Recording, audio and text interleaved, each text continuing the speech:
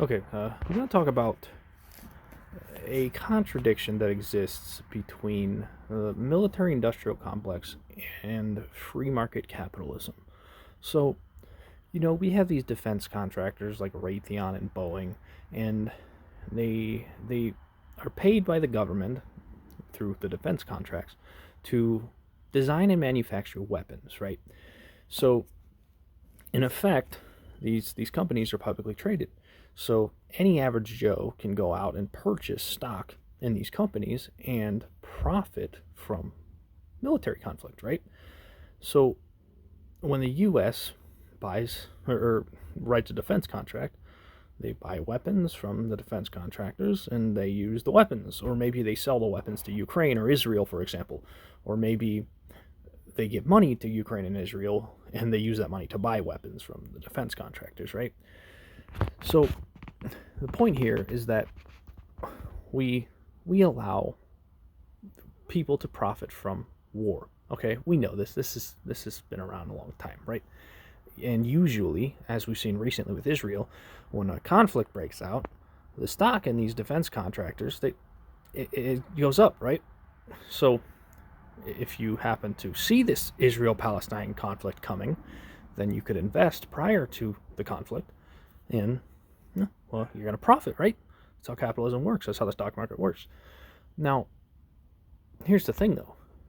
The people who write the economic policy that gives Israel and Ukraine money, and the people who are writing the defense contracts, they're the politicians, right?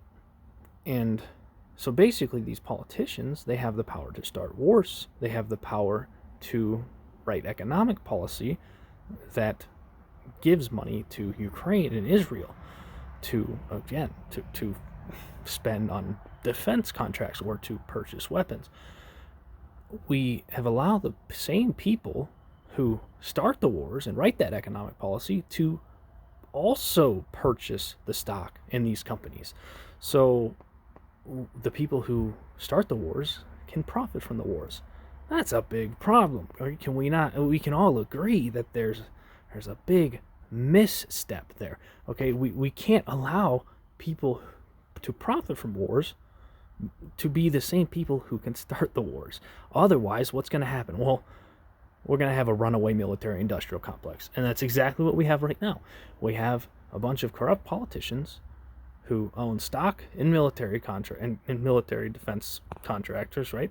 And they start wars. And they fund this gigantic defense budget, right?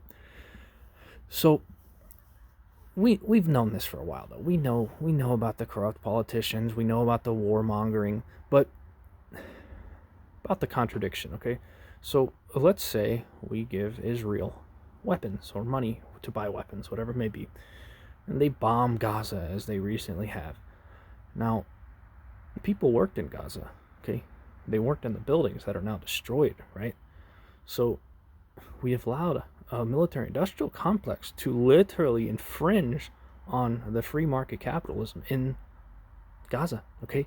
Those jobs, the places where people physically worked are gone. So this is why the military-industrial complex is contradictory to free market capitalism. You have militant conflict infringing on the ability for free market capitalism to exercise itself. Just think about that, because it proves that the conflicts we have are going to destroy the ability for other markets to exist. And those markets are the very markets that provide people a living. So if we allow the military to destroy the buildings that these people work in, they can't make money. They can't make money. What happens? Their business is shut down. Business is shut down? Well, that is a military industrial complex conflicting with the ability for free market capitalism to exercise itself. So just give that a little thought. Thanks for watching.